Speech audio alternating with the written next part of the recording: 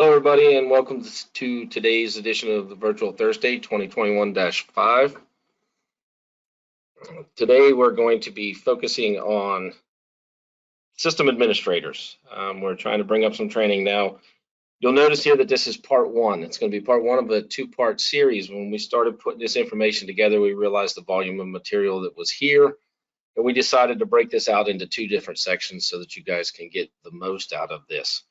Some of the things we're going to be going over today is best practices and common errors that we see, and then we'll continue with some other system setup items in the next 2 weeks from today. I'm James Angerett, a regional trainer here at Emergency Reporting. With me today in the background to answer you guys' questions if you have any, Mark Wolf, our lead international trainer, Tom Lewis, our enterprise training manager, Greg Simmons, a regional trainer, and Mike Reynolds, a regional trainer. If you have any questions today, make sure you put them in the chat. Those guys will be happy to answer them. When we're done, we will provide a copy of those questions when we send out an email so that everybody can have them after today's training session. Before we begin, I just want to touch on some of the training opportunities that we have here for emergency reporting. Our virtual Thursdays, obviously first Thursday of the month. This month we have two. We're just bringing that extra one in there. We have online trainings. It can be done in 3-hour blocks. We can customize it to meet your needs. On-site training has obviously been curtailed due to the COVID situation. Hopefully, sometime soon, some of the travel restrictions can ease up a little bit in some places, and we'll be able to get back traveling on the road and coming out and training you folks. And as far as our regional training academies, we've kind of got a tentative schedule I'll go over here in a second. But before I get to those, I want to talk to you about we are now doing an online training academy. We will have an ER Basics and ER Pros. ER Basics would be more designed and geared towards the admins and folks that are starting out new with their account and getting involved. The ER Pro is more for an advanced user or an experienced user that already has the basic understanding. With those sessions, you should see this advertised on our page. If you come in, take a look around. You can look at the different topics we're going to be having, and hopefully we'll see you there. We do have an RTA scheduled for Philadelphia tentatively. We're waiting approval on that. Hopefully by the end of next week, we can get some clarity as to whether that's a go or a no-go. So look for that to come out. If it is a go, you should see that by the end of next week. Then we have one scheduled in August for Charlotte, North Carolina, tentatively. We have one in Jacksonville, Florida, September 21st through 23rd. Austin, Texas, October 19th through the 21st. As always, you can go to emergencyreporting.com, go to the customer success section, and check out all the different opportunities that are available for you guys for training. So to begin the presentation, what brings us here is on December 6th, the final platform to switch over to the new authentication system was the commercial, which we now have everybody into this authentication system. Big difference is we are now working off of user identities. The profile record has the information on the individual. The user identity is what you're using to sign in. With that, that brought about some changes. This was design, technology, make it up to date, make things more secure, make sure you guys' data stays protected as we're going. But with that, we've kind of shifted some of the responsibilities that you guys may have been accustomed to over time to between the admins and the users. For example, the admins, they can no longer set any kind of user identity. So you're not creating whatever it is that individual is going to log in as. You have to now send out the access invitations to your people. You have no control over the passwords. The user sets the password themselves. They maintain the password. They maintain all the other information. And later on in the presentation today, we're going to talk about that. Then one other thing that you're going to have to do is you're going to have to grant access whenever support or training personnel are coming into the account. If anybody has not seen that yet, what that looks like is this green bar you notice on the top of your screen. Now, one of the things we'll talk about is some of the roles and permissions.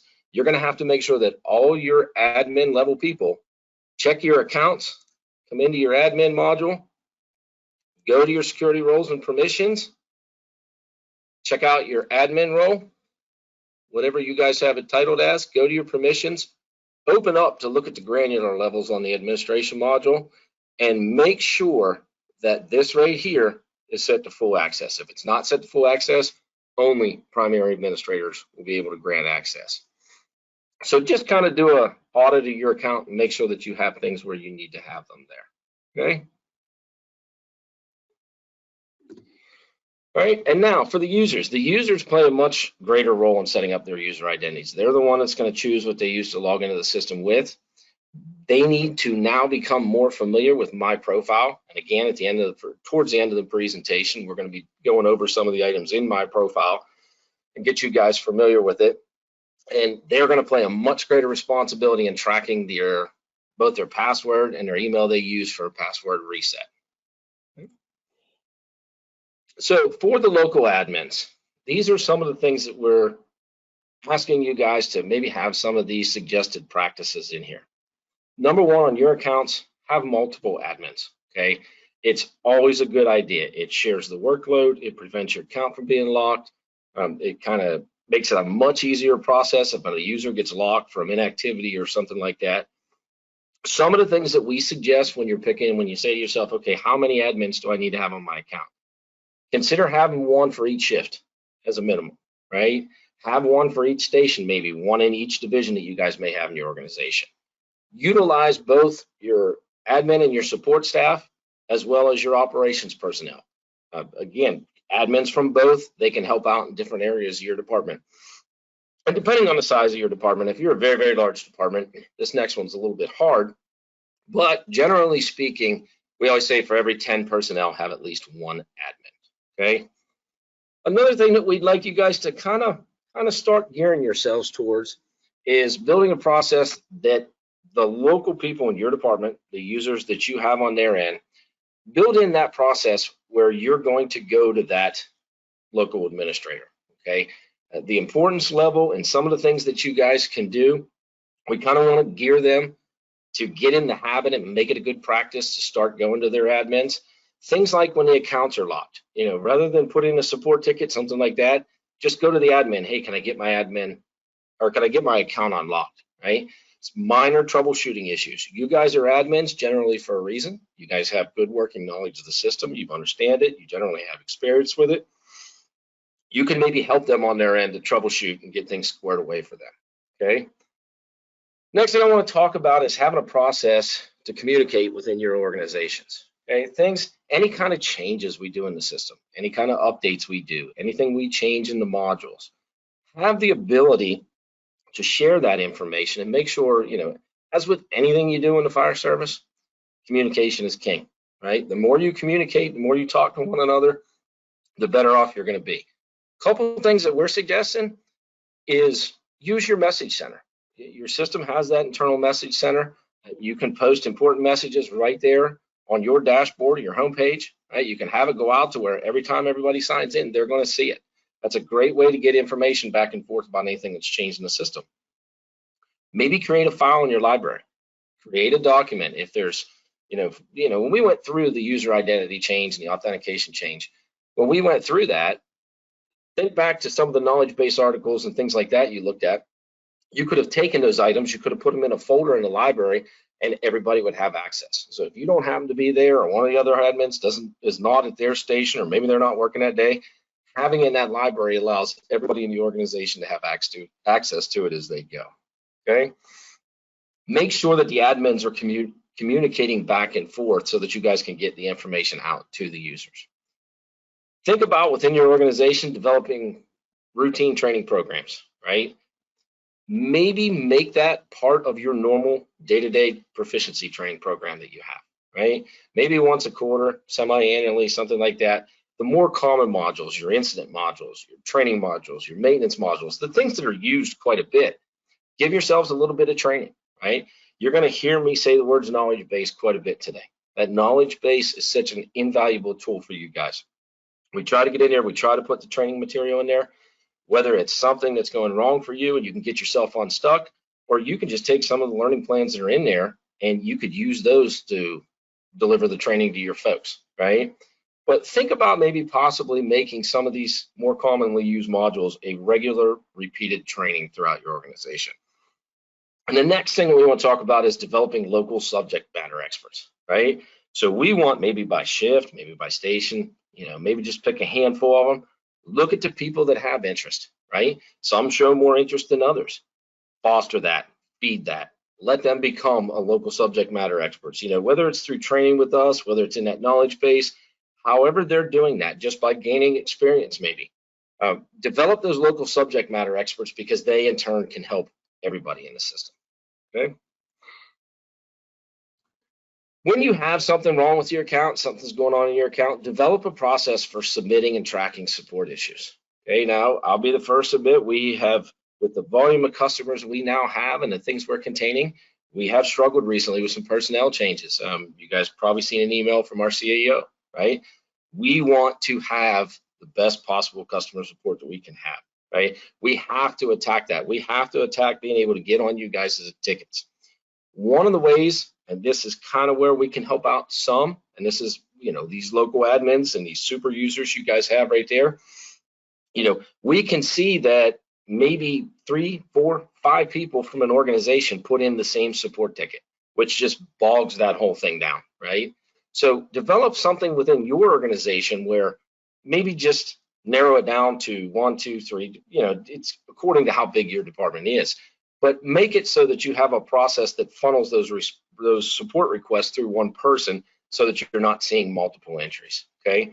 Another nice thing about that, folks, you probably don't get the chance to meet our support folks, but I'm telling you, they are some top shelf people. 30 years in the fire department, I've worked with a lot of different teams, a lot of different shifts and crews. That support crew is as good as it gets. When you have focal points from your department interacting with support, you're going to develop a rapport with them. You're going to see just how good that support team is, right? And then they can maybe understand, and there's some familiarity with and getting you guys help, okay? Another practice we want you guys to do is ensure that all of your admins sign in on a regular basis. Now, for some of you, and the folks that are attending today, some of you folks we see every time. Awesome. We love that. For the folks that maybe aren't doing the day-to-day volume that some of the other departments are, some of their admins don't always sign in on a regular basis. Next thing you know, you got 1 or 2 admins getting locked out of the account. You kind of paint yourself in the corner, and it becomes quite the hassle. Make sure if you're going to have that responsibility of being an admin, make sure you're signing into your account on a regular basis, okay?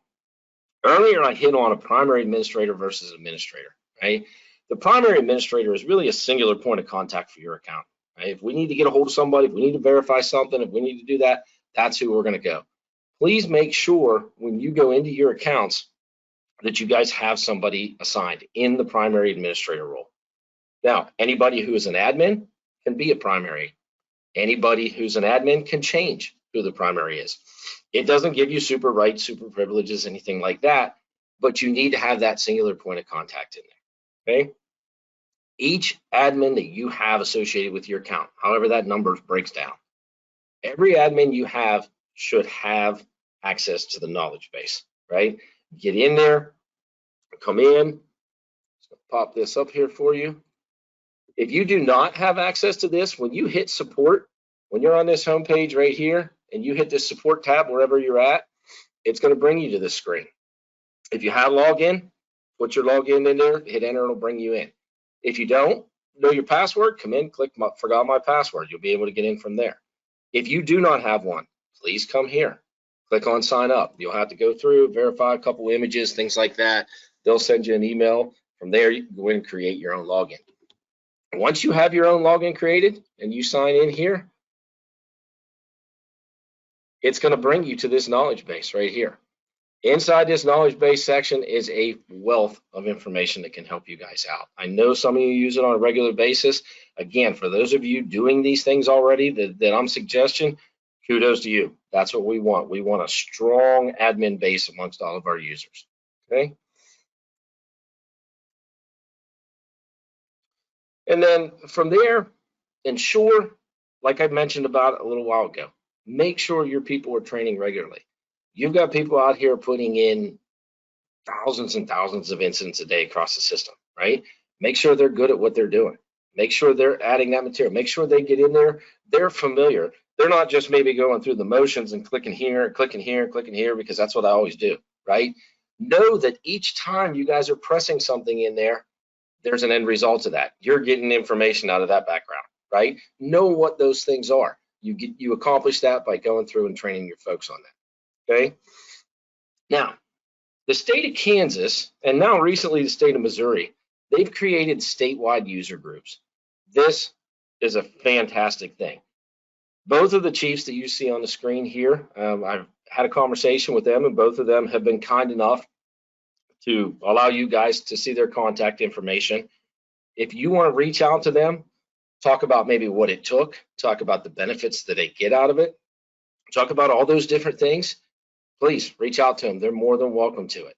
When you have something like this, where you have a statewide user group like that, you guys can share information, right? If there's common issues to your area, recently the NFIRS changes, right? Some states were much harder than other states when it came to exporting their data. If you guys are part of a common user group within a state like that, you guys can get the most up-to-date information out there. I remember sitting in on the Kansas meeting not too long ago. It was great. They were all talking about, hey, this is what we're getting from the state fire marshal's office, right? That opens up that lines of communications for that, and it's great. Some of these guys are very good at the practices that they normally do things with, right? Or maybe they might have some kind of a workaround to do something that gives you a little better angle on what you're trying to get. Again, experience, you're sharing that wealth, right?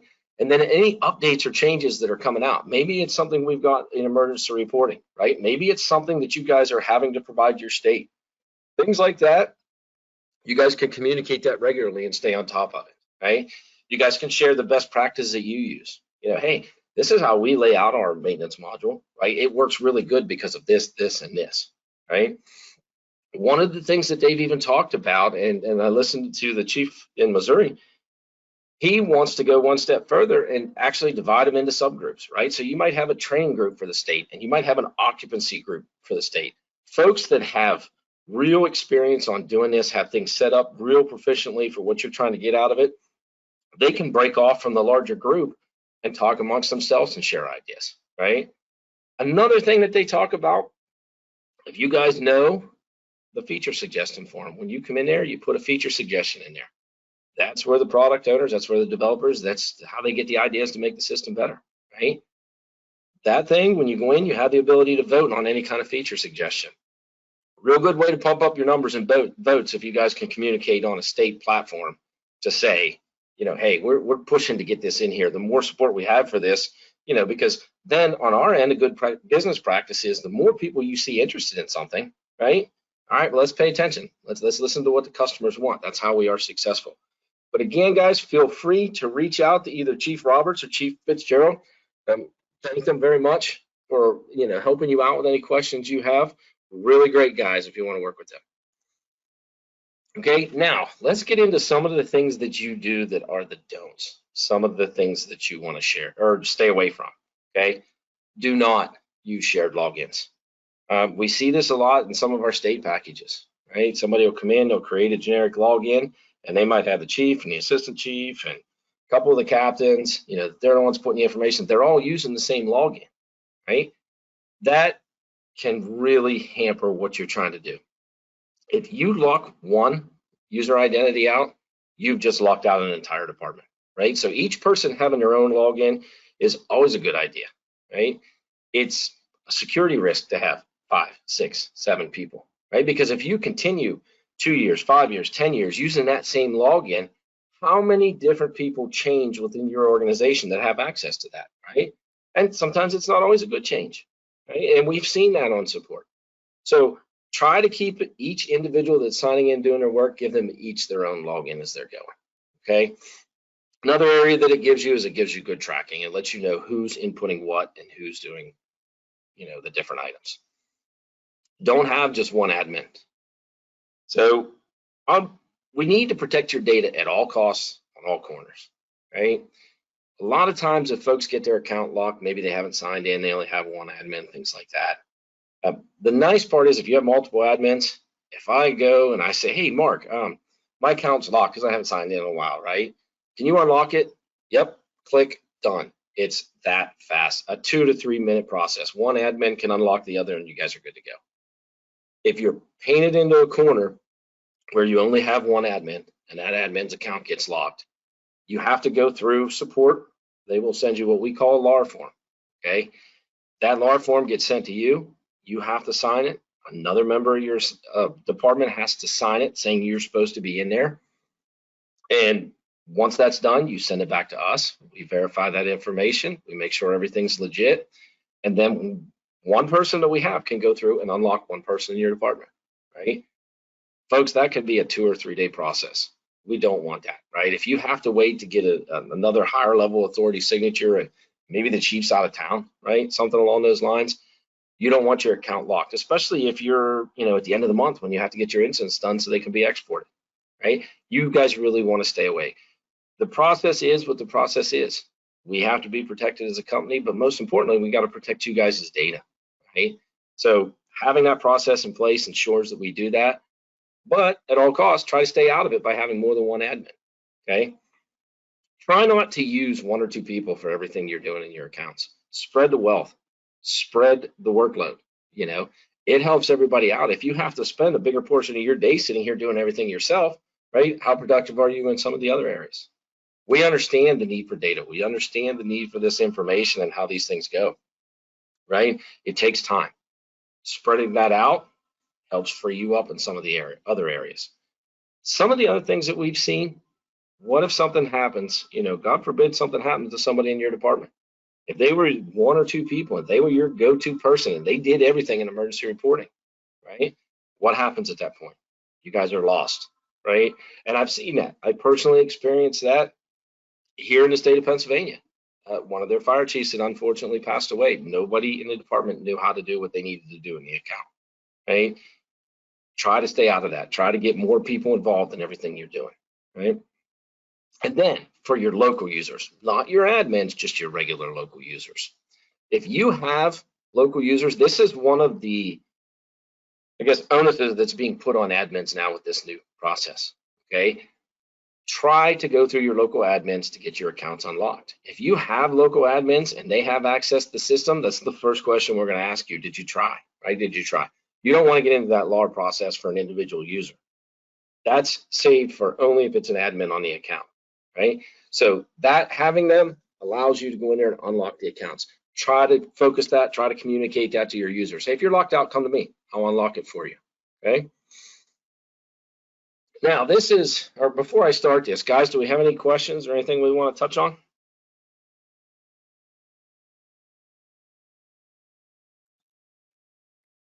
Okay. They must be doing a good job getting your questions answered. So this admin checklist, this is kind of something that I want you guys to take back. Now, in the handout section, you're going to have a copy of this PowerPoint presentation.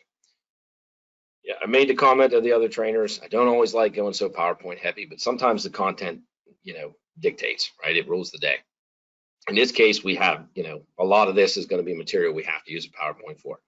The nice part is in that handout section, you will have a copy of this. You're going to have a copy of this slide with an admin checklist. Do an audit of your account. Look at some of these things. Pull them up. Pay attention to them. See what you got, right? There's other handouts in there that'll help you out as well. There's links for the knowledge base articles in there. There's things about roles and permissions in there. There is a learning plan in there for you guys. So take advantage of those if you can, okay?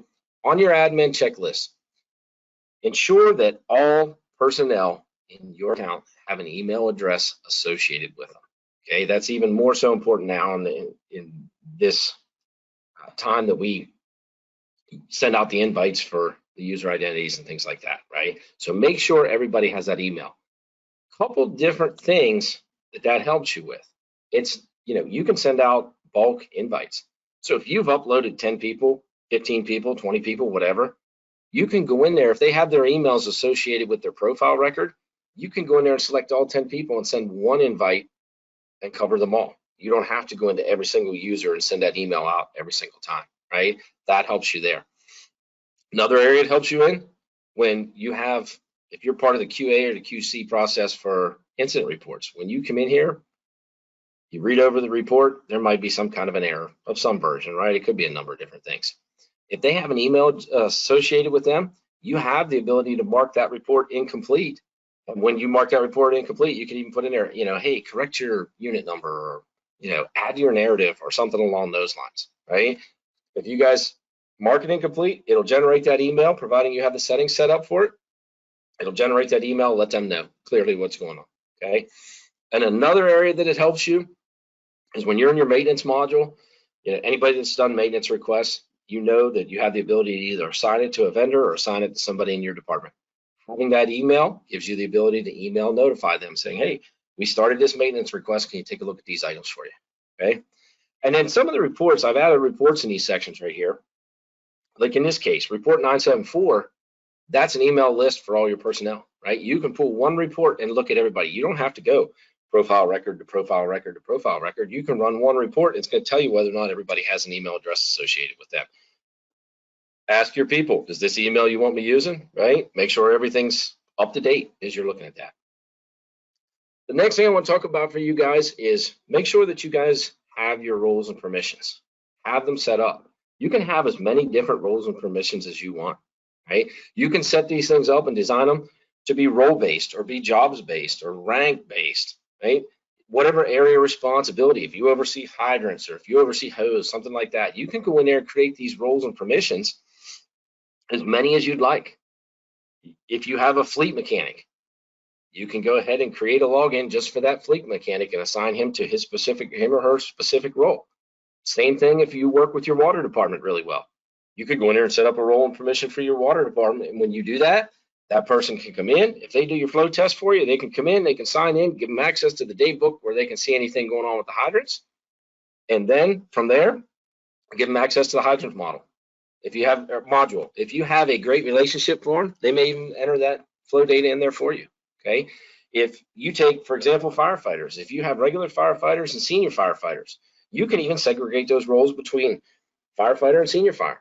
Give the senior firefighter additional maintenance responsibility because maybe they handle your SCBAs, right? Make as many of these things as you want. When you're looking at your personnel and seeing what they're assigned to, again, you can pull one report 1814. It'll bring up the roles and permissions for everybody, what they're assigned to, okay? Check periodically that your users are signing in. This is important. This will keep you out of the process of your users becoming locked from inactivity, right? Run one report. Report 780 will bring it up and it'll tell you where everybody's signed into the system. If you see folks that haven't signed in the system, hey, I need you to log in, right? Minimize those times where you're going through and unlocking people's accounts, okay? And then it's always a good practice to routinely review the personnel information you have in there, right? Whether it's your contact information, make sure your phone, your mailing list, all the phone numbers, all that stuff is good to go. And then obviously, we all understand the importance of having solid emergency contact information in there, right? Because if you get to the point where you need that, you surely want that to be up to date, right? So make it a good practice to come in here and review that on a regular basis. These two reports can help you. Now, let's talk a little bit about support requests. So again, like we said, the support team, great folks. I can't say enough good things about them. In order to get in touch with them, you have a couple different venues for doing that. You can call the support center between 0630 and 1700. Now that's Pacific Standard Time. Okay, they have 4 or 5 support techs on duty during that time frame, and you have the ability to either call in and hopefully talk to them, right? If they're not on another call, if they're not tied up with other folks, you can talk to them live. Maybe we can walk you through that issue and get it knocked out right then and there. Okay, you do have the ability to leave a voicemail. When you leave a voicemail, the most common error, and the one thing that again will slow this thing down, be as descriptive as you can be when you leave that voicemail, whether you're leaving it during normal business hours or whether you're calling in after hours and leaving a voicemail. The worst voicemail we get, we love to talk to you guys, right? We love you guys as customers. We love talking to you, but the worst voicemail we get is, hey, this is Chief So-and-so from this fire department, give me a call, right? Because we have no idea what the problem is. Maybe you've got some major issue going on and we might, you might get lost in the shuffle with that. We don't want that. We want to be able to help you guys out as soon as we can, okay? Like I said, you can speak to somebody live, providing they're not on the phone or they're not tied up with somebody already. You can also put in an email version of a support ticket. The email version's nice. for a couple different reasons. One, it allows for easy tracking. Any communications you have, it's going to be that email back and forth with the support tech. You have the ability to select what the impact it is you're having. So if you have a system outage, or you have a CAD outage, or you have something major going on, you can go in there and list that right on that support request. Okay. Another nice feature to this, we want to streamline this and we want to help you out. I keep saying that, right? Because that's our desire. We want to make our support process the best it can be. In the email version, you have the ability, if you may be getting an error code, you can take a screenshot of that error code, show them where you're at, right? Try to include the web address from your browser so we can look at that and make sure everything's good there too. It also lets us know what browser you're on. If you run a report and the report's pulling off data, you don't like that report's not working right. Well, grab that report, add it to the support ticket. So there's not a back and forth session, emailing back and forth, trying to figure out, hey, where am I looking? What am I looking for? So on and so forth. You clearly attach to that email. It's right there. Boom. They can begin that process of getting you guys your help. Another nice thing about this, and I talk about folks when I do regular onboarding training, is if you create a folder in your Outlook, any email correspondence you've had on those support tickets, you're going to have those. So if you save them in that folder, maybe 6 months from now, you encounter the same problem and you say to yourself, you know what? I forgot what I did there. I know we fixed that. I know it was easy, but I forgot what we did. Go into that folder, pull up the message, read it, boom, there you go. You're on your way. Like I was touching on earlier, the support queue uses a triage system, right? They have things in place for CAD outages, system outages, things like that. They're going to triage what it is that you're encountering, what it is you're facing. We're all familiar with triage. We know how that process works, right? And that's where you get lost in the shuffle. If you have an important issue and you just say, hey, give me a call back, right? And you might even say in your voice, it might be like, hey, just give me a call back, right? We don't even think it's a big deal, but it might be a major impact on your organization. We don't want you to get pushed back in that triage process. Okay, now accessing my profile. So in your My Profile over here, this is going to begin to play a lot bigger role for you guys. Some of the stuff, the functionality is already there. I can assure you in the very near future, there will be things being added to My Profile that you are going to want to make sure your personnel are familiar with how to get to it. From your module stack, what you have, come down to your profile, okay? They've updated this recently. Everything's working pretty seamlessly in there. We're going to walk through. I'm going to take you through slides step by step, and we'll talk about what you're looking at in this information. Okay. Now, on here, biggest change, right? Because what drew this was, hey, we've had some changes. We want to make sure you admins are right. Well, one of those things we talked about is the user now controls. This is where the user comes in, and they change their email they use to password reset. They change their username for their user identity. They change their password. Now, a new option that the teams have put in here is changing the language preference for your account, right? When you guys come in and you open that up, if I wanted to change that, I'm going to change it. It's going to bring up my username, put it in here, hit continue. It's going to walk me right through the process of changing that, right? This is where you're going to begin helping your users control their own information as they're going with those settings, okay? Up here, another great thing that's changed. You can access your user identity can be attached to multiple different accounts. Maybe you work somewhere, maybe you volunteer somewhere, maybe you volunteer for two or three stations, right? Maybe you part-time at stations, things like that. If they use emergency reporting, your user identity can be set up that everybody can access, or you can access every account. I'm sorry, I misspoke there. In that handout section, one of those knowledge base articles I put in here is exactly how to set this up. It'll walk you through step by step. Looking at this, folks, it's really this simple. If I come in, click on the departments, here's all the, obviously we have a lot of training accounts we're set up with. If I wanted to jump over to Mark's training account, that quick, I'm signed into Mark's training account, okay? And when I'm done doing whatever it is that I'm doing for Mark's account, I can come down here to my profile, come back over here, and it's this quick to come right back into my own training account again, okay?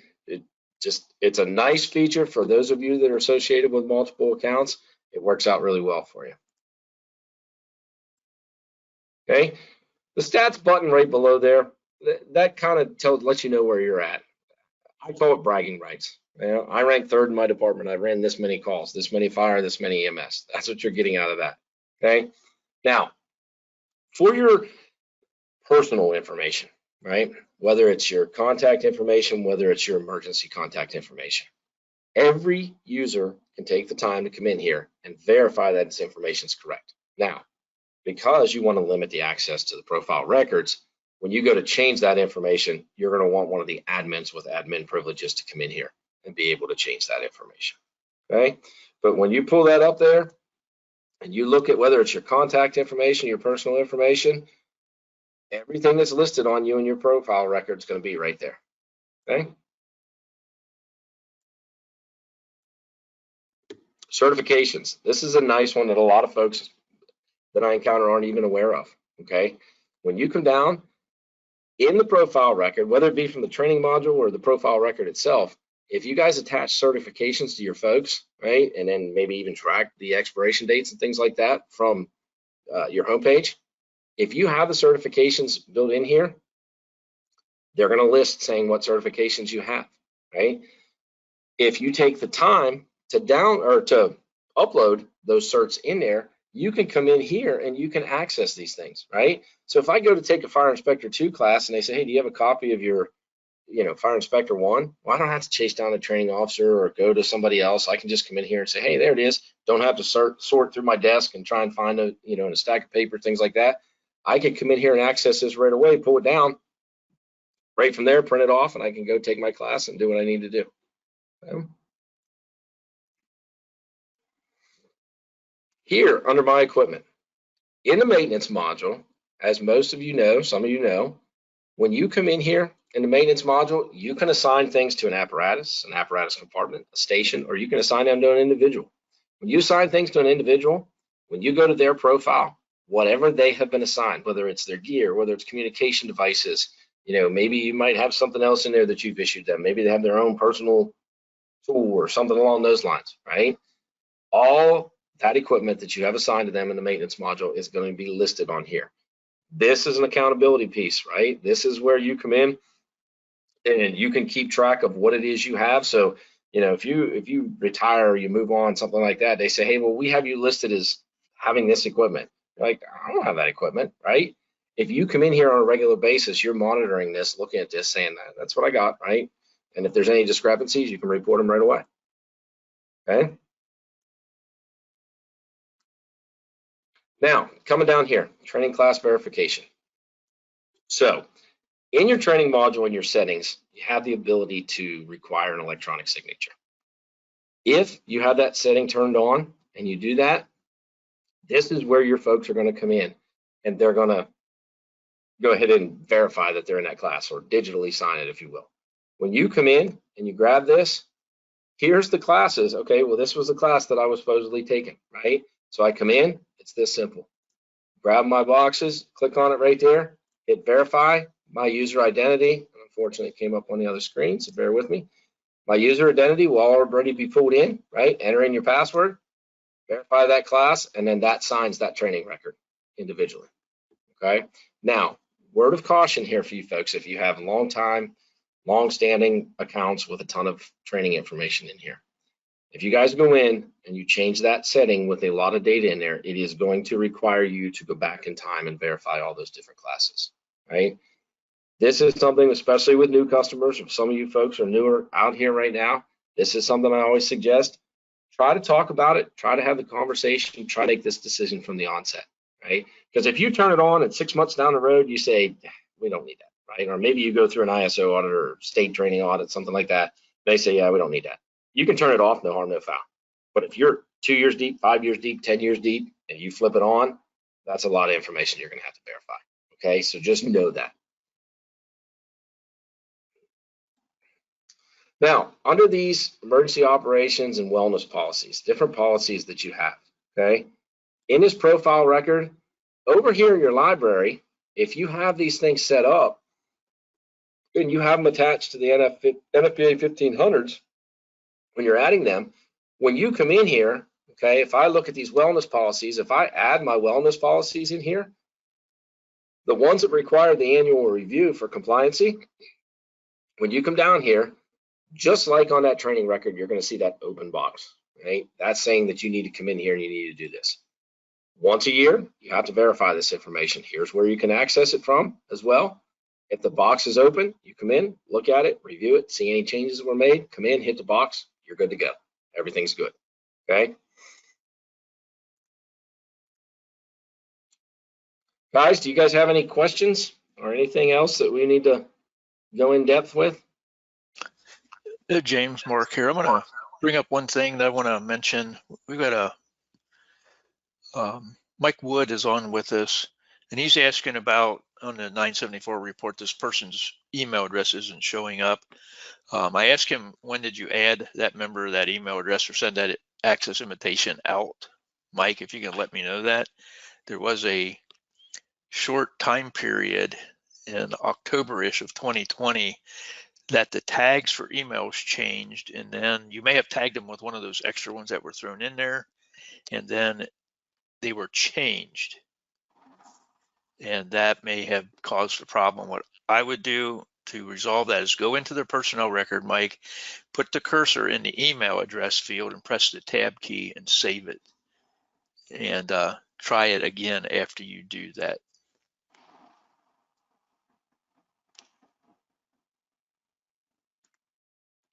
Just come in here like Mark was just saying right here. Once you click to the next box, this section will auto save for you. If you want to come back over here, come in, save all your information that you've updated, you're good to go. And one thing I'll point out too for everybody on with this, on that contact info tab, if you put multiple email addresses in there for an individual, the system will use the one on the top higher in the list. So make sure that's the case as well. That the one the system will use will be, if you have multiple emails, the one higher on the list that you can view right there. Anything else you guys got? Any good things that you guys have answered that maybe we can share?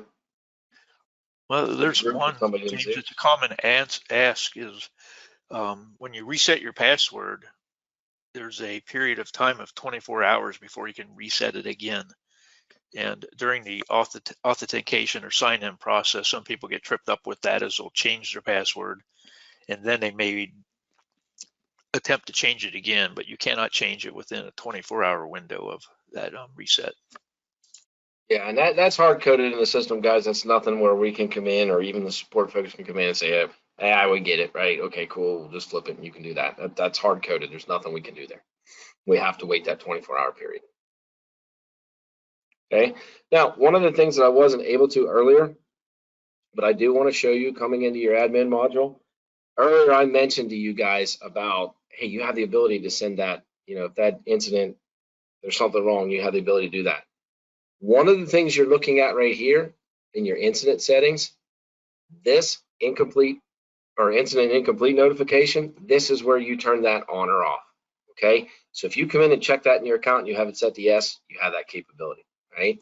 And if there's anybody out there that's never done that before, right, that's going to look something like, if I take this right here and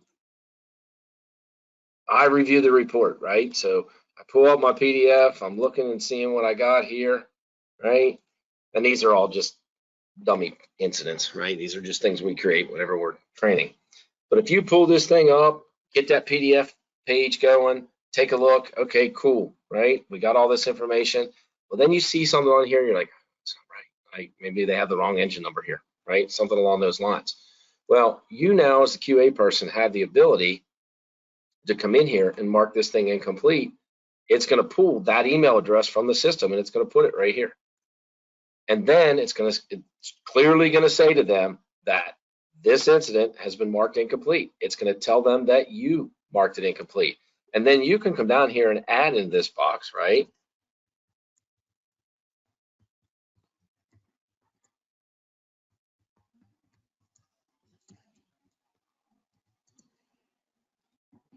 Okay, and when you do that and you send that notification, that's going to generate an email to them and let them know, hey, go in there and touch that incident, or go in there and fix that incident. Do what you need to do with that.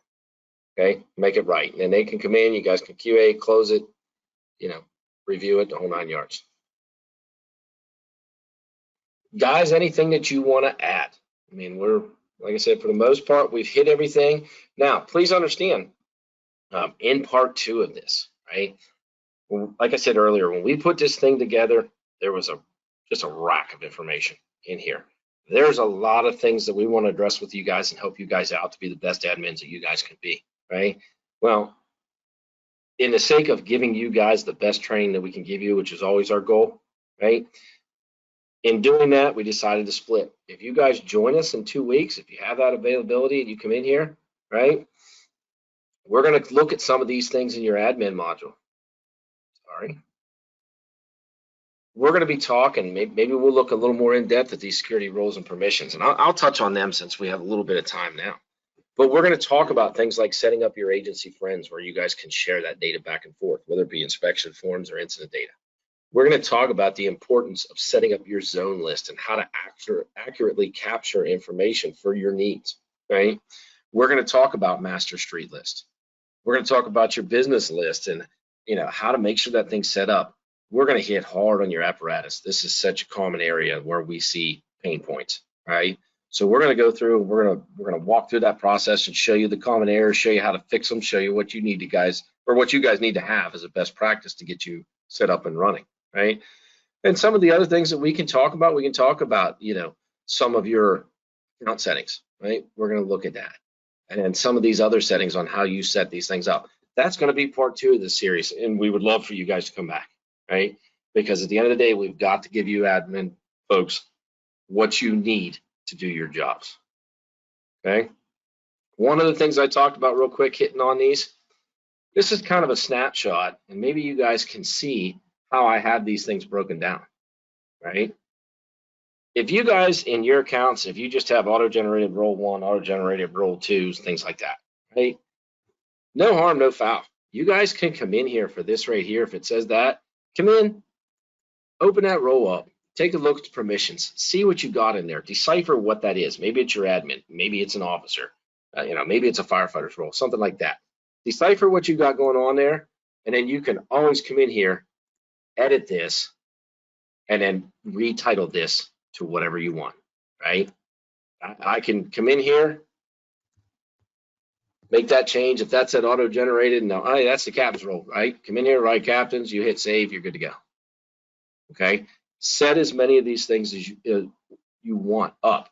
Another good practice for you guys to do is when you're taking these things, let's say like I talked about the fleet mechanic, right? Your maintenance guy. If you come in here and open this thing up, it's going to tell you what template you use to build this, but always leave yourself a memory jogger. Why did I do it, right? Why did I create this role? What's the need behind this role? Well, this one tells you it's a template role for firefighters, but it also tells you that it's narrative down to the maintenance module and daybook only. That's the only thing it has. You don't have to come in here and check these permissions out now. Now you know what's up. You know what's going on, okay?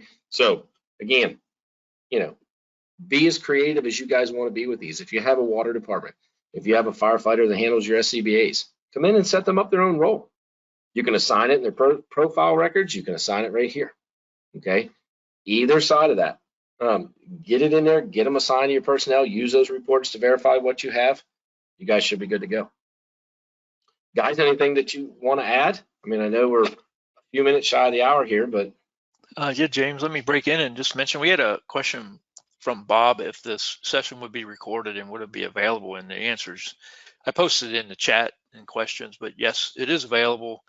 Probably tomorrow sometime we will get it posted to 2 places that you can look at it. First is the emergency reporting YouTube channel, and also in the emergency reporting knowledge base all the way at the bottom of that. Thanks for scrolling down there, James. There is a webinars on demand section, and it will be posted there as soon as we get that done tomorrow. And I'm going to work on that first thing in my work day. Okay. And also, there is a link in the chat for the registration for part 2. So you guys will have first swing at that. So if you look into that chat, you'll find a GoToWebinar registration link, and you can use that to sign up for part 2 in 2 weeks from today. We'd love to have you guys back. Tom, Greg, anything? Hey guys, it's Tom. Just need a little clarity from Dwayne on can we create other required policy reviewed sections in the NFPA 1500? If he means the library section, those are hard-coded library categories, but feel free to clarify, Dwayne, if I misunderstood.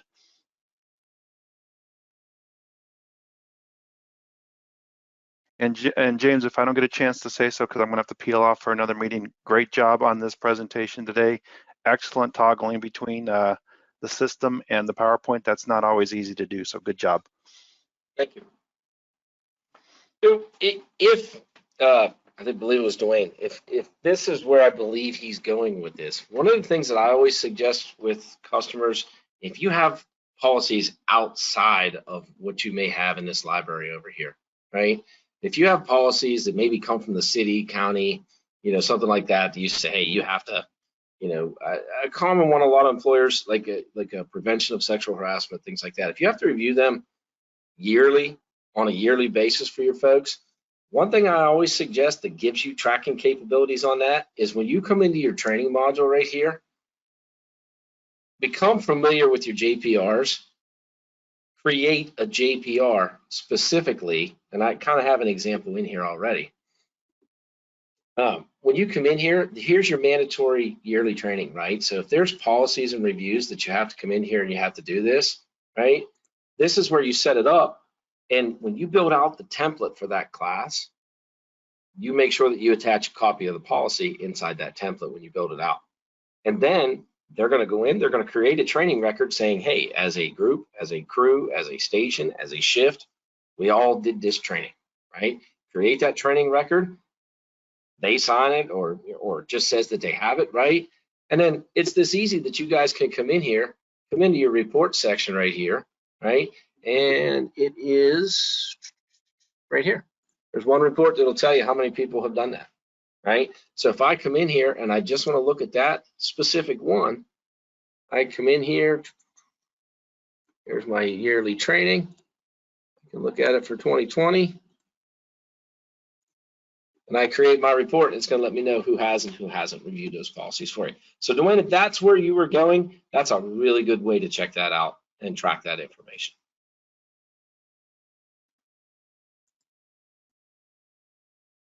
Anything else, guys?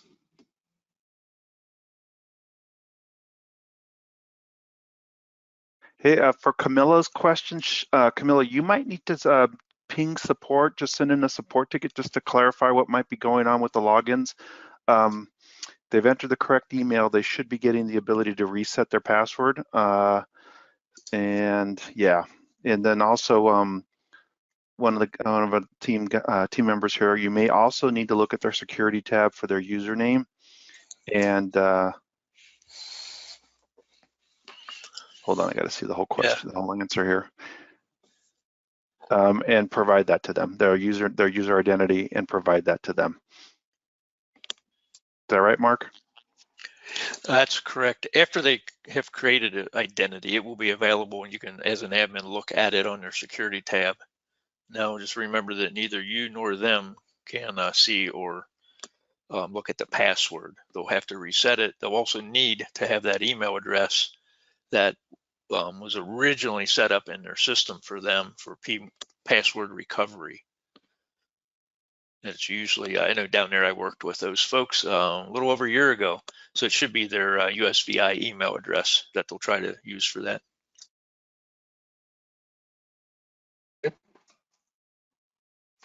Anything else? Well, folks, thank you. Thank you very much for being here. I hope you got something out of the training today. I'm sure these guys did a fantastic job answering your questions. Again, this will be available. We'll also publish that list of questions we had so that you guys will have record for that. I hope to see you guys, 70 plus, how many ever there was at the height of this, 70 plus of you being here, that is phenomenal, right? That is great. We'd love to see that kind of interest. Again, please come back in 2 weeks, same time, right? We're going to finish up. We're going to do the second part of this, and we're hopefully going to give you guys something out of this. I'm going to go ahead. I'm going to close this out for the day. But before I do that, I just want to say to all of you, thank you. Thank you for being an emergency reporting customer. There are choices out there. You guys chose us, and that's very much appreciated by us every day. So with that being said, guys, we're going to, as Mark says, put this one in the record books. We're going to go ahead and conclude this. Y'all have a good day. You be safe. Take care of each other. Take care of your departments. Thank you and have a good day.